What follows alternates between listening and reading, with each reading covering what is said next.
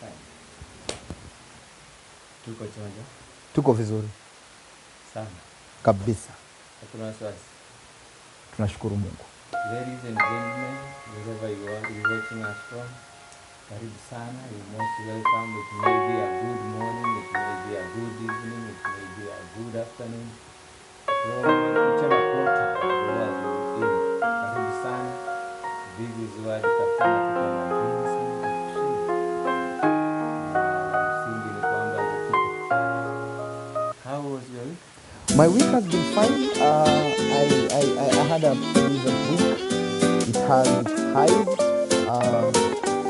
Of course, where there are highs, you don't miss lows. But bottom line is the week was productive. And we are healthy, we are sound. We have all reasons to thank God for this opportunity.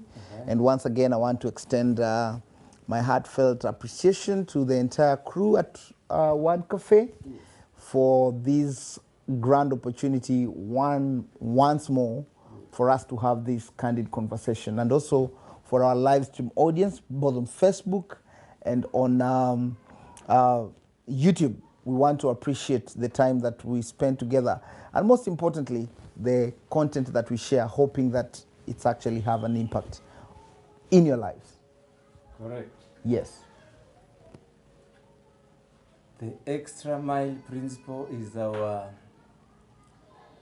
show today. Topic of discussion, Kwa extra Kiswahili lakini, mile principle. Kwa Kiswahili. Kwa Kiswahili tutafsiri. Muhimu, mwalimu. Nitafsirie wewe. wewe. Mwalimu bwana. Mimi si mwalimu wa Kiswahili. Maili sio? Maili. Tunatohoa. Principle. Nisaidie naomba.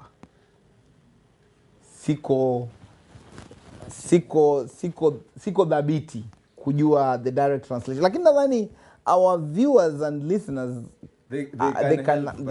they can help us. Popote ulipo unaweza kutuokolea kizungu kidogo kwa Kiswahili inatuhangaisha.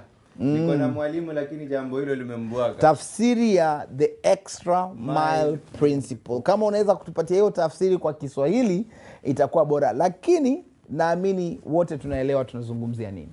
The extra mile principle. Yes. Yaani kwa kifupi. Yes. Kujituma zaidi. Kujituma zaidi, sio kujituma tu. Si kujituma tu, iwe biashara, iwe mambo ya kawaida ya mjini, mambo ya kijijini, mambo ya familia, kujituma, ujitume zaidi. Angalabu kama watu wanaenda kilomita 1, wewe nenda kilomita 1.5. So hiyo ndio, ama hata kama ni 1.1. 1.1, 1.10, angalau huo umeongeza. Wengine wakikomea hapa, wewe unakomea kama hatua zingine mbele. Kama watoto wawili, wewe unakuwa na watatu. Hiyo yako kali. I didn't see that coming. Okay, yes. Tuko sawa? Yes. All right. The extra mile principle. The extra mile principle. Tuko sawa?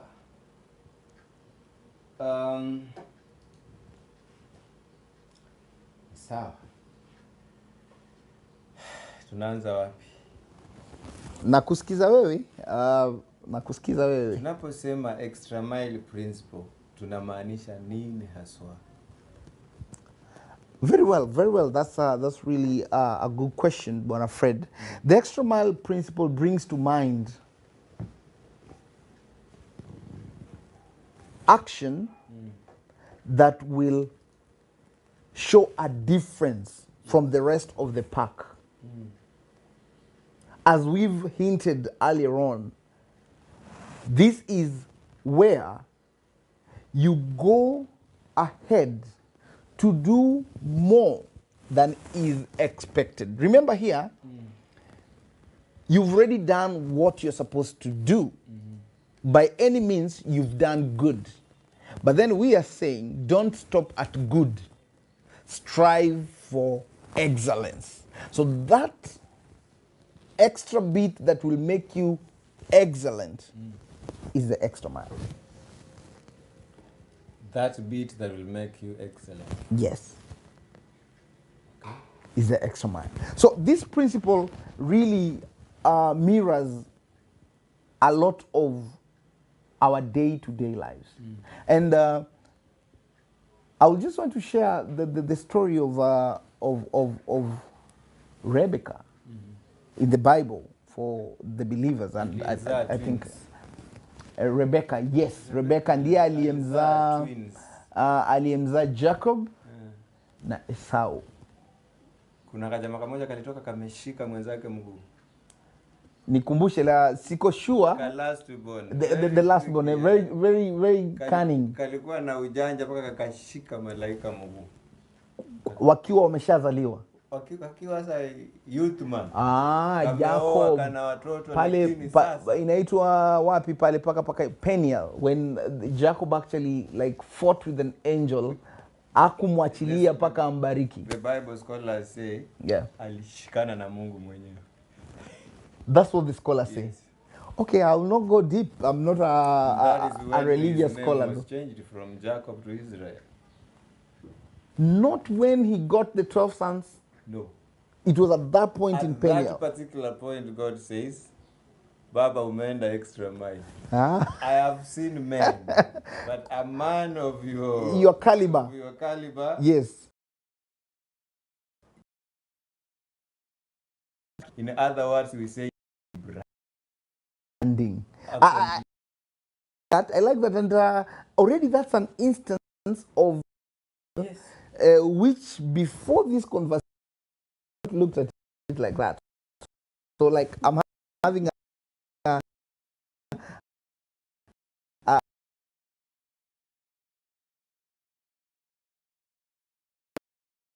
was looking for a wife. Looking at Isaac at that time and the family of Abraham, who is our patriarch, the father of faith. Nabi Abraham. Nabi Abraham. When Isaac came of age and needed a wife, an uncle was picked to go and select a suitable bride for Isaac. And this guy went out in the villages. And after moving from a long distance, of course, you get exhausted, you get tired, you want to drink. So he reaches an oasis, and of course, he sees herds of camel together with people. And he moves close to the well. While at the well, of course, there were ladies, fetching. In that Old Testament context, you said there were women. Oh, there were women. Yes, I like it. Thank you for that. In your New Testament. So there were women who were, walikuwa wanachota maji. And this guy was thirsty. So he moves there, and you can imagine he was walking on his feet. So probably the sandals were heavily dusted and all that. Maybe before pale, yule bwana aliyetumwa alisema, Mungu nisaidie. Manake hii ni mtihani. Kabisa, I was forgetting an important bit. Nisaidie, niweze help me so that I can get the right maiden for my nephew. The right bride. So, alikuwa anaongozwa. Na kweli kufika pale, alikuwa pia yeye na vigezo ama zile measures. Alikuwa na measures bila shaka. Yule atakaye. At that particular point hakujua itajitokeza vipi. Lakini alikuwa na vigazo alikuwa nazo tayari. Yule atakaye enda an extra mile. Ndio bila shaka atakaye atupe maji na ende extra mile awape mifugo zetu. Hata hakujua kama watakubali. So yeye ameenda pale kingwana, kibaba, watoto zangu, I'm thirsty. Nataka ninywe maji. Kama mtaniruhusu. Kumbuka, he found them already drawing water. So all the other girls giggled and like, nini wewe, huyu mzee anatakaje? In today's society, probably they will call him names. No. But one girl stood out. And this girl comes and tells him, sir, yes, I will draw water for you because you don't even have a bucket. So I'll draw water for you and I will serve you. Yes. And she did exactly that. And after serving her, remember, that is what this guy wanted. But after giving her water to quench giving him water to quench his thirst, Yes. she goes ahead and tells him, "Sir, I also notice you have camels. Yes. I am going to also draw water for your camels and quench their thirst." And Brother Fred, you know how The camels story, consume, yes. how camels consume water. They consume. And this is a young lady, a young woman, as you've told me, quenching the thirst of these camels. This guy is just observing. Hey, this lady. Of course, these other guys look at him as stupid. Why are you doing this to this stranger that you don't even know? But all the while, Rebecca continues to, just do her thing until the camels were satisfied. And Jacob's, rather, Isaac's uncle is amazed.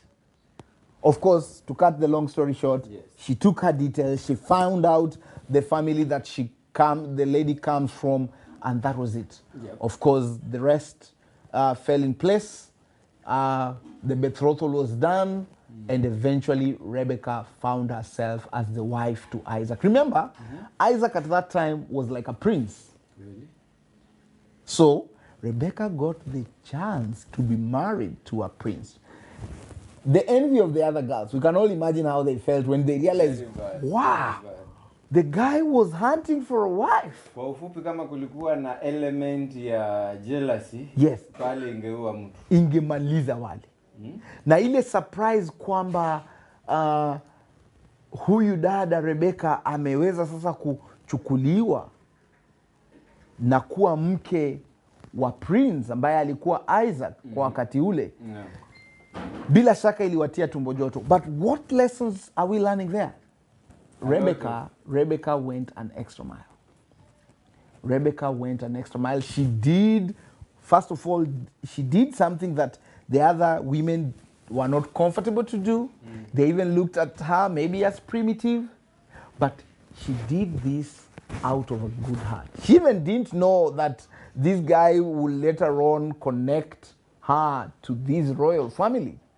She just did it as Out of good a good woman. Out of a good, the way I can just nikutendee wema bila kutarajia uzuri wowote. Hapa najifunza kitu. Yes. Kwamba kabla extra mile ije, kuna roho safi ndani yake. Bila shaka. Ile mtu anakwambia, bwana yule bwana ana roho safi. Safi. Ati nimempa mwenyewe roho safi. Yes. Kaka chukua hii kwa roho safi. Yes. So hapa tunaongelea kuhusu roho safi itakufanya uende hiyo extra mile. In most cases, where you are interested in doing good to a brother, to a sister, without an upfront expectation of a reward. Bwana kuna jamaa wana roho mbaya wanaweza enda extra mile bado. Kwa upande wa Kwa uovu. ubaya Nakubaliana naye. anaamua. Nataka kukumaliza. Anaamua. And of course that is really wrong, where now you are going the extra mile doing the wrong thing. Where we talk of having your ladder, climbing on top of a building. You have the right ladder, but you're climbing on the wrong building. Sawa. Yes. So, lessons drawn. In this perspective, we are seeing what made Rebecca stand out from the other behavior of girls, from the other girls, was simply the things she did extra from what this uncle to Isaac expected. From this story, Yes. huyu mzee mwenye kutumwa. Yes. Alikuwa kwamba yule atakaye tupa maji. Yes. Na wape pia mfugo zetu. Yes. Which means kuna uwezekano kulikuwa na kina dada waliwapa wao maji tu na wakaenda kuketi. Kwisha. Hawakutaka kujituma zaidi waone huu mzee kweli anakaa amechoka, wacha tunyweshe mifugo wake. So what we are saying is the first benefit, and that's why we need to embrace extra mile principle, is it brings to you benefits that are unexpected. It brings to you benefits that are unexpected. It could be in business. It could be in just general life, like daily dealings. connections, because remember our blessings come from people. You could just do something that the person doesn't really expect you to do, but you do it so well and somebody sees it. And it could even be on your normal line of duty, at your workplace, at your business, in your school, in your local neighborhood. And you just do something that really reawakens people. I know of this guy. He was a gym instructor in one of the gyms that my friend used to go to, and sometimes I'll also visit the gym. He's actually here in Mombasa. The gym was in Kembeni, the neighborhood of Kembeni. And this guy was so good. He really stood out as a gym instructor. He knew how to conduct the trainings. He knew the various body parts, and every instruction he will give you to conduct, he knew why he was telling you that, and he will make you aware. One time, there was this guy. Was it a guy or a lady? Yeah, he was a guy. He had come from Germany. He had visited a friend here in Kembeni, a family friend. So the guy happened to have gone for gym sessions in that gym because he was in the estate. So he went there 3 times, the time he was around. And he was really impressed by how the guy was coaching. Remember, he was not even having a gym membership for that particular place, but the way this coach, this instructor, was giving instructions to him and to the other people who are members of that gym, made him ask him for his phone contacts. And amejituma zaidi. After actually, like on the last day when he came to the gym, told him we need to have a conversation. So after that, this guy actually flew back to Germany, and they maintained contact through WhatsApp and even email. And he shared with him an opportunity to actually fly to Germany and work as a gym instructor in one of the best gym facilities in a city called Bonn. That's how this guy from Kembeni found himself in Bonn, training and being paid top dollar for his services. I'm just saying top dollar, or whatever money they use there, I'm not really sure. But he started earning well. It's one of the examples that I can easily share here. And the thing was, he was so passionate about what he was doing. He really loved it. And it didn't matter whether you're a member of the gym or not, he would give you more than you would expect when you go for a gym session. And it got him in Germany. Today he's really doing very well. He's actually franchising his own gyms. It's a success story. So somebody saw his extra mile. Yeah. The extra mile factor. It worked for him. The principle worked for him.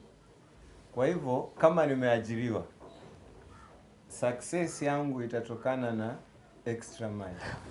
Bila shaka, kwa sababu angalia bwana Saisi, umeajiriwa kwa kampuni, tuseme kuna watu kadhaa. Kila mtu the job descriptions are different, but you are all working even for the... Even it may be the same.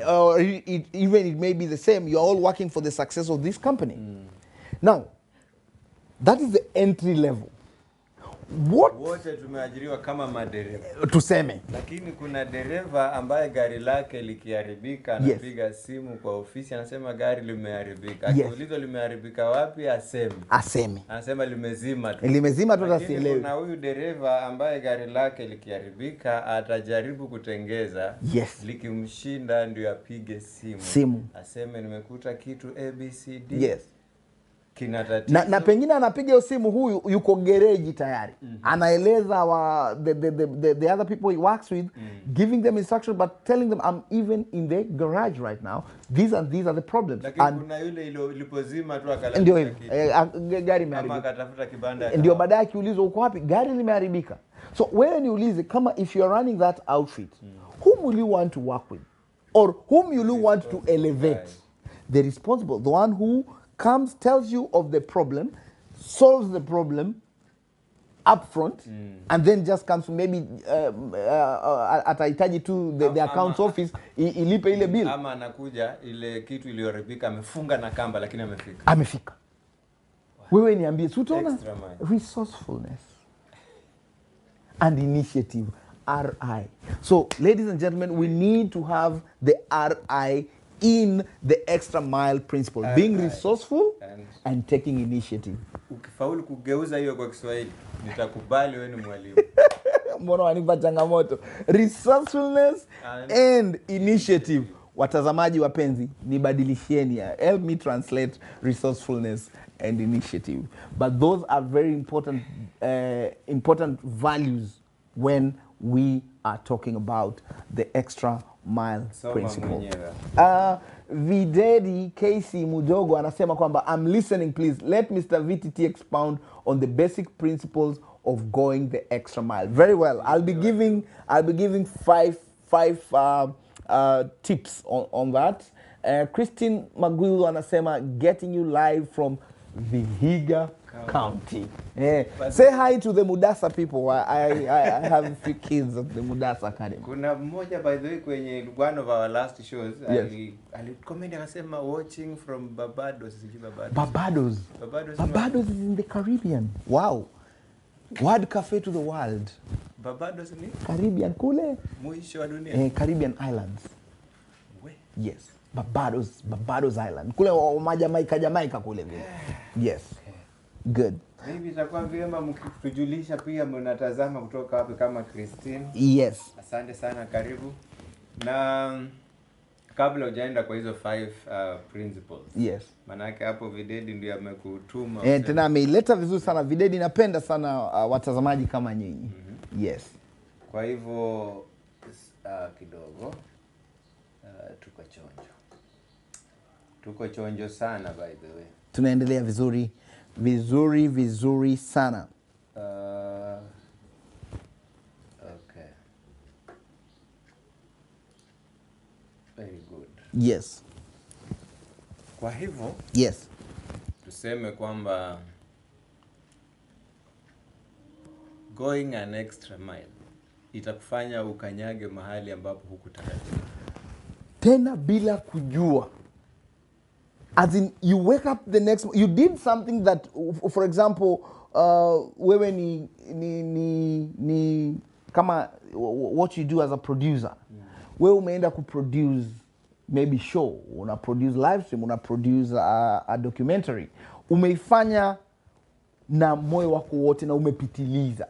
Unarudishia client project. Mwenyewe anaiangalia na anakuambia, bwana Fred, umefanya kitu. I didn't expect this. You've gone way beyond. Na pengine alikuwa amekupatia ama quote ilikuwa chini, paka mwenyewe anakuambia juu ya ile quote ambayo ulikuwa umeleta, mimi nakuongezea dola hizi hapa. Nikupe kisa kimoja. Yes. Zamani mimi fundi wa gari. Nilikuwa ile wanaita kwa English MVE kwenye lugha ya ufundi. Kumaanisha nini? MVE grade 1. Okay. Si grade 2. Oh, that's the technical language. Technical language. Yes. Ilikuwa MVE grade 1. Okay. Huyo ni motor vehicle electrician. Okay. Grade 1 alikuwa ni mtu anajua kila kitu cha wiring ya gari. Iwe kusoma ama kuifanya. Yes. So mimi nilikuwa grade 1. Grade tukisema kama grade 3 anajua tu kwa vitabu. Okay, theory. Theory kidogo tena. Okay, Grade 2 yajua theory na anajua practicals kidogo kiasi cha haja. Okay. Grade 1 anaweza fundisha. I get it. Anajua. So ulikuwa hapo. Nilikuwa mimi huyo grade 1. Yes. Mama moja ni zamani, nafikiri saa hii ni mama nyanya labda. Okay, miaka imepita kidogo. Kitambo, hapa tunaongea kuhusu miaka itakuwa miaka 20. Ni kitambo. Amesonga. Miaka 20 imeisha. Yes. 1998. Muda umeenda. Miaka 20. Yes. 1998. Actually miaka 22. Tuko 2020. Basi hapo mimi nilikuwa fundi wa gari. Mama huyu tatizo la gari yake radio tu, stereo. Okay. Toyota Corolla. Aliitwa Patricia, mama mzuri. Naona wakumbuka vizuri. Your memory is sharp. Toyota Corolla white. Okay, even the color. K something, siwezi sema. Nikisema namba tu utajua ni. Utajua ni nani? Okay, sawa, tukubali. Madam huyu akanipigia simu, gari langu APCT radio haifanyi, nikaenda. nikakuta ni fuse tu. Imebana. Fuse tu. Ni kitu ambayo ningemrekebishia free. Lakini habari ndo hii. Yes. Aliponiona nimefika. Yes. Alisema, Fred, utafanya kazi kweli? Kamuza kwa nini nisifanye? Manake nimeenda na shati ya white. Na ni is abnormal kwa of course wa garage na white. Tuna expect apron. Tena dark color. Niko na shati ya white. Yes. Na kuna kitu kamepita hapa pia. Tai. Umenyonga. Madamu akaingia wasiwasi. Naambia usijali. Yes. Wacha niangalie gari. Mkono ukakunjwa. You roll your sleeves. Nikaingia hapo. Baada ya dakika kidogo redio yafanya. Wow. Hakuniuliza ni pesa ngapi. Yes. Alinipa tu shilingi 2000 1998. Hiyo ni pesa mzuri bwana. Ulijisikiaje? Kamuuliza kwa nini? Akaniambia sijakulipa kazi. Nimelipa white shirt. Wow. Yani alikuwa astounded because hakutarajia utaweza kufanya ulichokifanya kwa muda huo. Sijalipia nini? Kazi. Wewe hiyo shati yako nyeupe.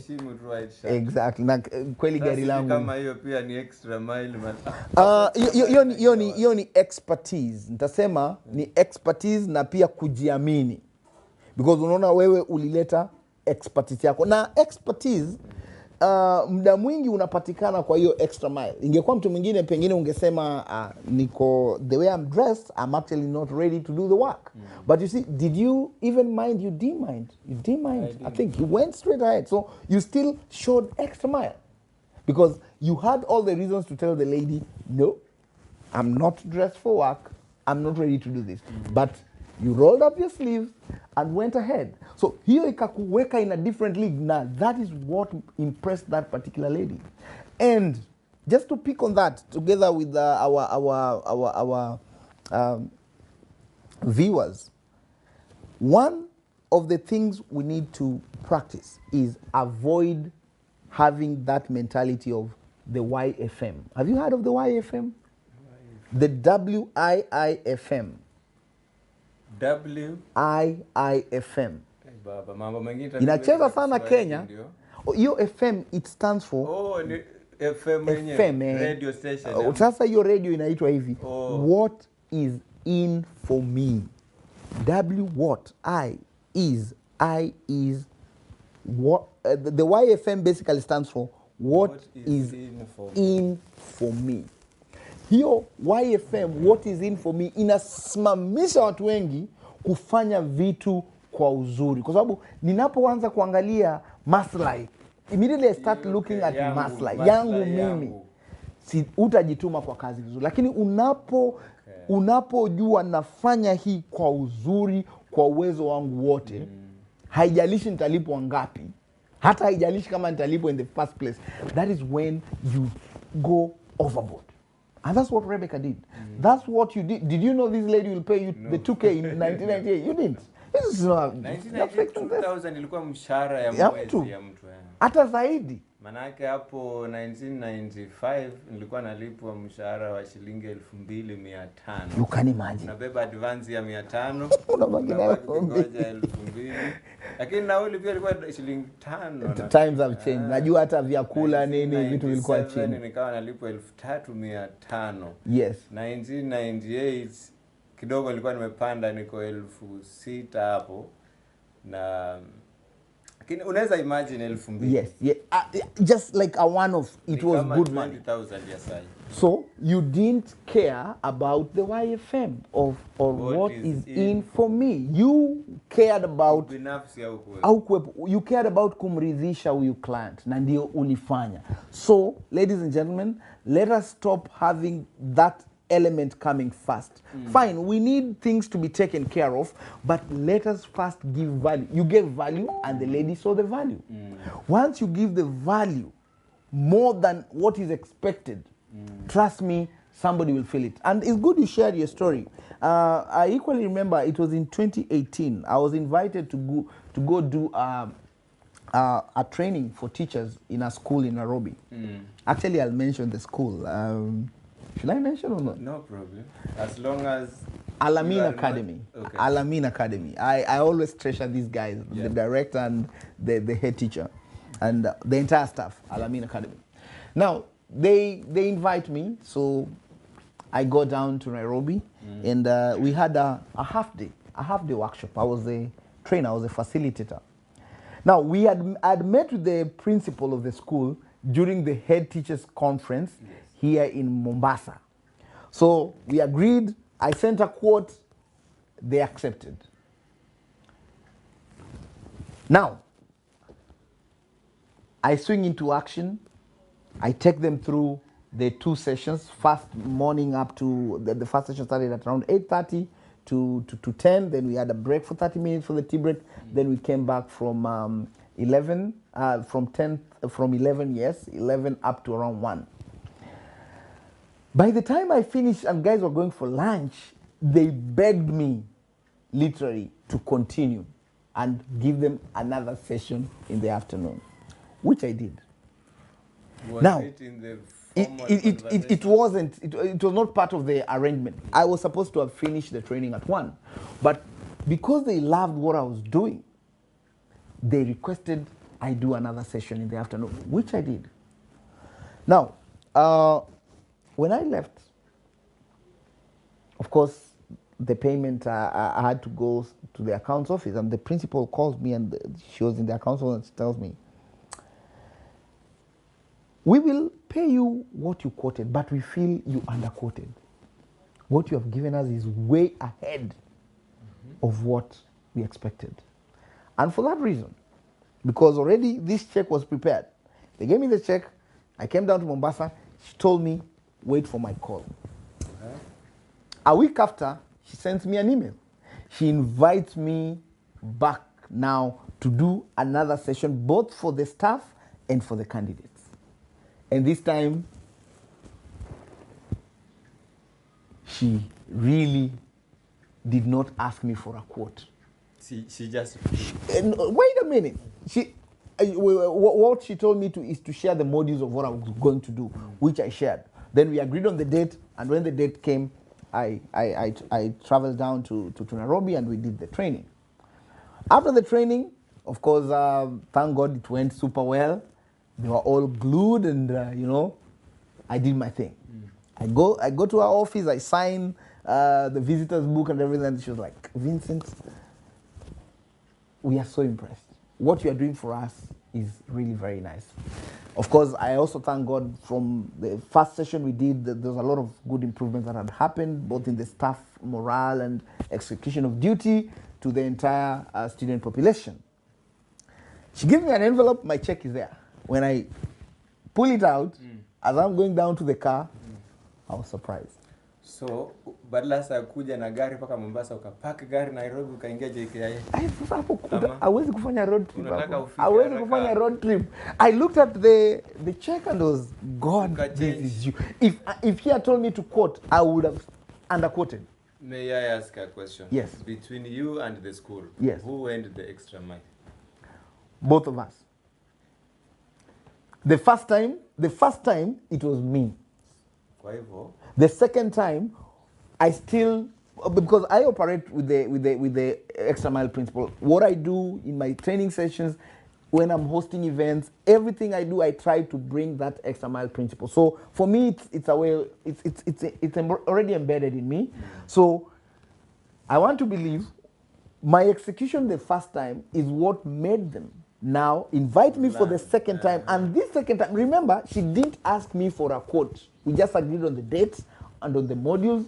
She, of course, there's the needs analysis that we did with her. We looked at the other areas that we need to work on. And from there, we developed a relationship. I still consult for Alamein Academy to date. They're still my clients. All right. Yes. So we built that rapport, and that bit that really elevated everything was this second check. But then, what created this second check and the other events that I've done for them is the first entry behavior that I took on to Alamein. Supposing I went there and did a basic workshop. Would they have invited me again? Like kuna watu husema pesa kidogo nyinyi mmebagain. Hii ni shule tu. Hii ni shule tu ama huyu client amenifinya. So ladies and gentlemen, don't look at what is in for me when you want to do something. Look at the delivery of the service or even the products.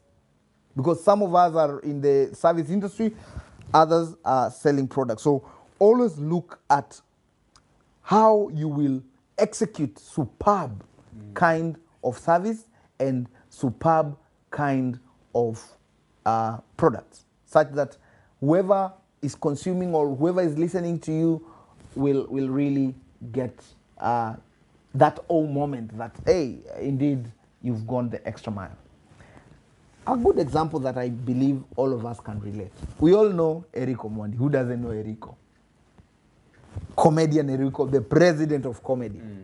What makes Eriko the president of comedy? Is he the most funny comedian we have in Africa? No. Even in one of his interviews, he confessed it himself. He said, if today I'm to be ranked, maybe I could be position 21 or something. That's what he said. I'm just quoting him. But what makes him the president of comedy, and he got awards for that? Yes, he was awarded. It's not a title he created for himself. He was awarded. He goes the extra mile. If you follow Eriko, and even if you don't follow him, you know him somehow. Why? He does so much. Nimeona one of his comic videos. Yes. Inapaka choppers kama 3-4. Hapo sasa. Maze kuweka chopper kwa hewa. When niambie. Hour. Na akifanya production. The chip zamani niliwahi taka kufanya aerial photography bila kabla drones hazijakuja. Kabla drone. Kitambo kidogo. Yes. Na nikaambiwa kuweka huyo mnyama kwa hewa per hour itabidi niachane na 90,000. Na ni kitambo. Na wajua hiyo per hour inaanza wakati umeingia pale kwenye hanga. Ukifika tu Hour imeanza. So it's not like when you already got into the chopper and you are airborne. Once you get to the hangar, the clock is ticking. Oh my Jesus. So kitambo ufike wani ufike kwa eneo la kupiga ile picha labda utakuwa ushafika 45 minutes. Unajua kwenye photography it's about patience. Labda kuna kitu unataka kuwania, chopper itapita irudi. Tunaongea kuhusu labda 2 hours. And the guy hired 4 for a production. Extra mile. And even look at the content he produces. So much, almost every day. Eriko is doing a new thing, which is still exciting. Whether he's doing something on tissue papers, whether he's doing, he's all over the place. So for me, I actually look at him and I admire his work ethics. And that is the other bit that I want to talk about, why we should inculcate the extra mile principle. It will boost your chances of elevating whatever you are doing. Be it in employment, for you to easily get, having promotions, it is through the extra mile. Be it even in the family, you will want to, elevate that child who, when you tell him, wash the utensils, he or she does not only wash the utensils, she washes the entire kitchen, sparkling clean. When you come back as a parent and you see that, huyu akiniomba kitu hata bila kuniomba nitataka nimfurahishe kwa sababu kidogo ameenda zaidi, but yule mtoto umemwambia nenda utupe taka, anaenda anatupa taka na hata hawezi kurejesha ile, anapotelea huko. I'm just giving an example. Lakini pia maboy child huwa nayo kama bado hajaoa, anaambia mrembo wenyewe nitakupeleka beach. Yes. Na hampeleki tu beach, anamnunulia pia kachiri. Kachiri pia inanunuliwa. Kachiri tu. Yes. Kuna juice ya ukwaju pia pale. Inakuwa ni package. Anasonga hatua. Kama amezoea kupanda matatu ya kama ni ya Mtwapa ama Mshomoroni, Bamburi Mtambo. Unaona amejichocha na kauba, ameangalia ameita taxi. Amejikaza nayo. hiyo ni going an extra mile ama ni nini? Yeah, of course huko ni kujituma na mtoto wa kiume lazima ajitume na pia mtoto wa kike lazima ajitume katika haya mambo yote, because I mean, like, let's say in an ideal dating scene, maybe you are dating two people and you're trying to see who is the favorite. So you'll only pick the one who elevates the game and slightly shows you things that maybe the other one doesn't. If you are to choose, you'll always want to go for that person who is showing you that extra bit that the other one doesn't. And you see, this goes to our third point. Going the extra mile beats competition. Beats competition. You have a shop, I have a shop, the other person has a shop. What will make a client want to keep coming back to my shop? It's the extra mile. Maybe you come buy for me from my shop credit. Then I tell you, customer, I talk to you nicely, and I tell you, let me scratch for you. And somebody else, by the way. And somebody else just, you give me the 100 bob, I give you. Anakutupia hapo unachukua. Utarudi kwa duka la nani kaka? Kwa yule ambaye kuscratch, and it doesn't cost a thing. But how many of us do these things? How many? When I even meet you and let's say we are talking, you've met somebody in an event, Nini, of course before Corona, I'll give you a handshake and stuff. But now, as much as we give the different signs, how many of us go that extra mile to find, hey, how are you, brother Size? Are you fine? Are you really fine? And engage you more, or I'll just, how is your family? Like how's your family? Eh, how are things doing? How is business? Ni saa hiyo anakuuliza corona inakupelekaje? Or you are the kind of guy who just meets me, morning. Wasema morning ama kupitana. Kama watu wa Nairobi. Hapo sasa. So guys, they just showing that even little extra concern from the norm will make somebody, stand on their tracks and like, okay, this person is genuinely interested in me. And that is how conversations begin. That is how connections come in. So even in terms of boosting whatever you're doing, you can then get the opportunity of even sharing with somebody, by the way, I do A, B, C, D, and who knows. But when you are lukewarm, you are lackluster, you're just like being bored by people. Lackla what? Anyway, skip. When you are lukewarm. Sanitize. Now, so what you're saying is we are so many, and many people are doing a lot of things that are the same. And the extra mile differentiates the norm from the excellent. Yes. So we normally say, on the ground, it is very crowded. Okay. So how do you get yourself out of the ground? How do you get noticed? When everybody is, let's say you've been invited for an event, maybe a cocktail or dinner where you're supposed to do jackets and maybe there's a theme color for dress code and stuff. How will you stand out?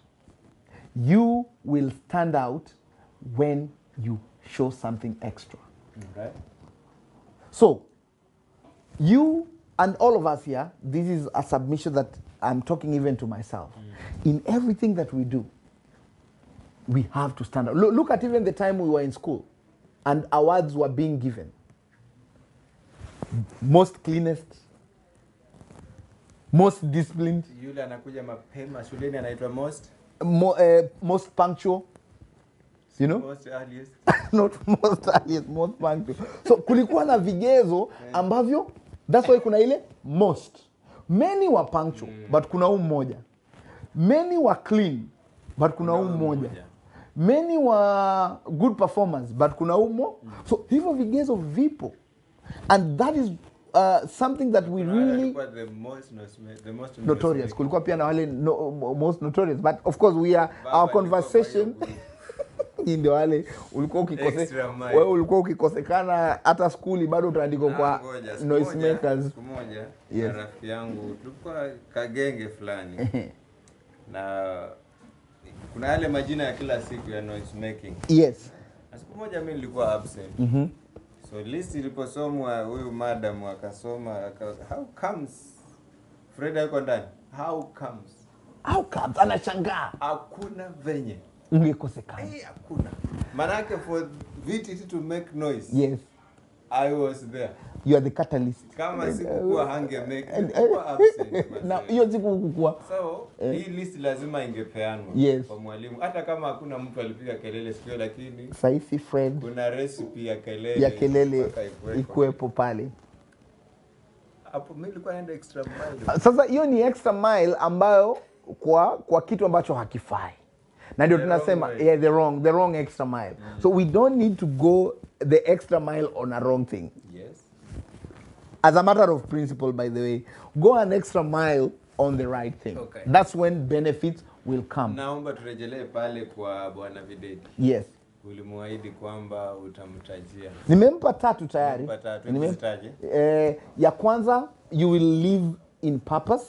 Yes. When you go the extra mile, you will be able to live in purpose. Yes. The second bit, you'll boost your career, be it business or even employment. You'll be able to boost that. Hata kama ni mambo ya masomo. Hata kama ni masomo, everything that you'll be doing, you will be boosting yourself when you go the extra mile. You will beat competition. You will beat competition. Haiko kwa Kiswahili. Utaweza kukua mbele ya wale watu ambao mna compete now. Yani, like in the jungle where elephants, say 50 elephants zinaenda direction moja, there is always one elephant ahead of them, leading the pack. Kwa sababu ya extra mile. Extra mile. Probably it is the most intelligent, it remembers the route, so it will lead the others. Because competition ipo. Tuangalie kama wakati huu ambapo find the pandemic happened and a lot of systems were messed up. No. Now, what will determine the growth of enterprises today is the extra mile. What are you giving that others are not? In the same industry, that is. Right. So, looking at your industry, you have to ask yourself, what extra is coming out? And this should be done consistently. The extra mile should not be isolated, kwamba nitajituma zaidi siku hii ama nikifanya hiki, hapana. Kwa sababu hujui ile connection ama hujui where the magic will happen. Because remember, we have already said you're not doing in everything you're doing, you're not having like what is in for me. No, you're just doing it because you love what you're doing and you want to give incredible value. So don't be a person, for you to beat that competition, don't be a person to just give average value. No, everybody's giving average anyway. So if you do average, who will remember you? And let me ask you a good example. In any competition, who is remembered? The winner or the one who takes silver and the bronze? In fact, in most cases, people don't even know who was number 2. Hatujuangi. So it is the same thing with the extra mile. And ni kama ukiuliza mtu, nani alikuwa vice president wa Mugabe? Hatujui. Unajua tu Mugabe. Yes, hata Mugabe umeenda mbali. Nani alikuwa vice president wa Kibaki? Wewe unakumbuka? Kalonzo. Kalonzo Musyoka. Kibaki. Ni hata sikumbuki. Anyway, what we are saying is you have to stand out, especially today, and even back in the days. I've actually been, I'm currently watching The Last Dance by Michael Jordan. And guys, you can watch that out, especially if you love basketball. Michael Jordan of the Chicago Bulls was already a talented basketball player. Yes. And just watching the documentary, it's profiled. He used to be the last person to get out of the gym. Yes. When they are practicing in their court. They will play the normal time the coach wants them to. And when guys are going to the locker room to go away, he says, I want to throw 20 more shots. That is why when this guy will hold the ball in the court, it was like a reflex. He will not miss. Like, pa, pa. You think it's magic? He will, the 3-pointers, he will get them. And remember, he was already talented.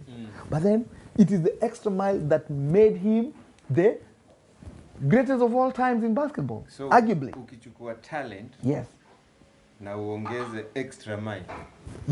Winning combination. Winning combination. Talent alone never puts you at a pedestal. Talent alone is 10%. The extras are what creates visibility.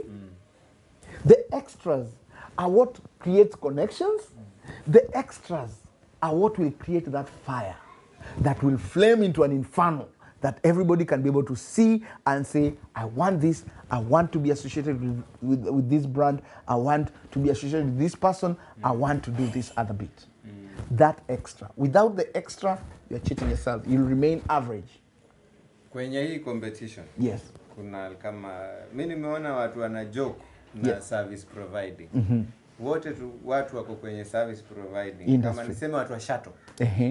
Some few weeks ago nilikuwa nimesafiri. Yes. Na kuna hii nimeenda nikabook a very bogus shuttle. I'm sorry. Nikahudumiwa na a very bogus man. I'm sorry for that. You see? I can even see your eyes. Yani walikuudhi. Sana. Kuna jamaa anaitwa Devi. Wa classic shuttle, I think, ofisi ya Kapsabet. Saa 10 you are being spotlighted. Honestly, yes. Mambo yake. Yes.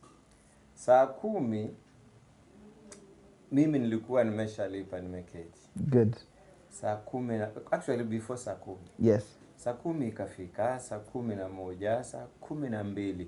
Naenda mahali naenda, kumbuka kuna curfew saa 3. Yes, inafaa uko umewahi. Naenda zaidi ya kilomita 200. Yes. Mbaya. Yes. Ikifika karibu saa 1, ananiambia panda hii ndio inaenda. So he puts me in another shuttle. Again I meet another bogus operator. Oh, sorry, that was a terrible trip. Bogus operator pia akanitoa kwa route. Actually mimi ninaenda njia hii. Yeye akachoose kwenda kwa another town. So by saa moja ishaingia. I'm in a shanty town kijijini huko Rift Valley. Ambapo hukutarajia utapitishwa. Oh my God. It's just some center. So, he puts me in a bogus car ambayo ni Probox. So sorry. Tukiwa nikakuta abiria 3, mimi nikakuwa 4. Probox abiria 4 ni sawa. Mkatoka kijijini. Yes. Hatukutoka. Huyu dereva wa hiyo Probox, he made a difference by the way. Okay. Sababu akakuja akaniambia la ukweli, mimi sitafika hiyo destination yako. Meaning atafika mahali. So is it okay nikitoka na wewe? Huyu alikuwa mzee. Okay. Hao wengine hao ni walikuwa mabarubaru. Kichwa yao si nzuri. Mabarubaru. So mzee akasema kile cha ukweli. Is it okay? Manaka alikuwa mpaka ile pesa ambayo nimelipa kunifikisha ile destination ni nyingi. Okay. Na yeye hatafika. Anajua so, vizuri hatafika. Change kabisa. Nikamwambia ni sawa. Mahali utafika mwisho mimi nitashukia na nijipange. So akanipa change ambayo ilikuwa inanitosha bado kuendeleza penye utaenda. Okay. Huyu mzee tukaenda, alipokaribia mahali pake pa mwisho, a turn off kutoka hiyo main road. Yes. Alisimama, hakuongelesha mtu. Aliposimama tukabaki kwa gari tu tunamsubiri. Yes. Kumbe mzee anafikiria vile mimi nitasafiri. That was a good guy. Pesa yangu mpaka mahali anafika imeshatosha. Yes. Lakini anafikiria vile. Now that guy was going an extra mile for you. Akasimamisha gari. Yenye inaenda huko penye unaenda sasa. Ambayo haitafungiwa na kafu. Okay. Kumbuka tuko saa 2:30. Muda unayoyoma. Bado kilomita 150 za kwenda. Nenda kwa ile gari. Yes. Kabisa akasema huyu mtasikizana, hakuna shida. Basi mimi nikaingia. He went an extra mile for you. He went an extra mile. That mzee sikuchukua jina yake wala nini because akili yangu ilikuwa imesha switch off na hawa bogus. Of course walikuwa wamekutatiza sana. So what the shuttle people forget. Yes. That most of these travelers hawa wanaona tu wameingia shuttle na wameenda. Yes. Some of them may be my friends. They may be my brothers. True. It's a small world. Yep. And especially today with the power we are having on social media, like just right now, I mean, we've spotlighted them. Somebody hearing that will be 50-50 when thinking of that brand. So kwangu mimi yule mzee ambaye alikuwa dereva wa Probox. Mimi angekuwa yeye ni operator wa shuttle fulani. ningejielekeza huko mimi mwenyewe na rafiki zangu, lakini yeye ako tuna probox moja. Yes. Anafanyia mambo yake, akinunua sukari pole pole anajikidhi mahitaji yake. Lakini cheki, he made a mark on you. Yes, a whole company, yes, a shuttle company imeentrust mtu mmoja kuoperate ofisi who doesn't care. So bad. I'm running into late hours of the evening, yes, na kuna curfew and I have to go. This guy knows very well haendi na haniambii. Kama angeniambia mimi ninge-change mind. Doesn't care attitude. So when we are in business, yes, hujamalizia videdi principle mbili ama ndio vizuri umeleta hiyo real experience that happened to you, na hiyo ndio inaleta changamoto kwamba when you give average service without care, without the human feeling, without looking at the big picture, then you actually start having a deterioration, because now somebody will not want to embrace your services ever again. And that is really a challenge which we have to ensure that we don't get dragged into such. Yes. Now, looking at our time, I think it's permissible for us to continue. Bado tuko vizuri? Like we have to end, not even to continue. So maybe wacha nimuongeze videdi one more. Impact. You will have impact, and your impact by going an extra mile. By going an extra mile. You'll have an impact, and the impact will be felt because there'll be more value addition. And we have said before in this forum that as long as there is massive value addition, somebody will then not feel bothered to put in the money. True. To put in the money. So ensure that you stretch further than the norm in everything that you do. That is what will make the impact be felt. And of course, it is common knowledge, the shilling follows impact through the value. Maliza ya tano. Tumalizie ya tano. Ya tano iko embedded kwa hiyo impact. It's I will say I could marry the two. Kwa sababu unapoangalia jambo lolote, let me take a basic example. Maybe you go to the salon or to the barber shop, and one barber shop you just get shaved and you leave. The other barber shop, after you've gotten shaved, they want to give you the head massage. Their towels are clean, they are white. The person doing the massaging and those other feel-good effects, their brushes are clean. The spirit of excellence. The spirit of extra mile, which gives the excellence, is there. Where would you want to go back to? Hapo ambapo kazi inafanywa nzuri. Kuna wengine wanaka kitu wakikichokora hivi. Unasikia vizuri eh?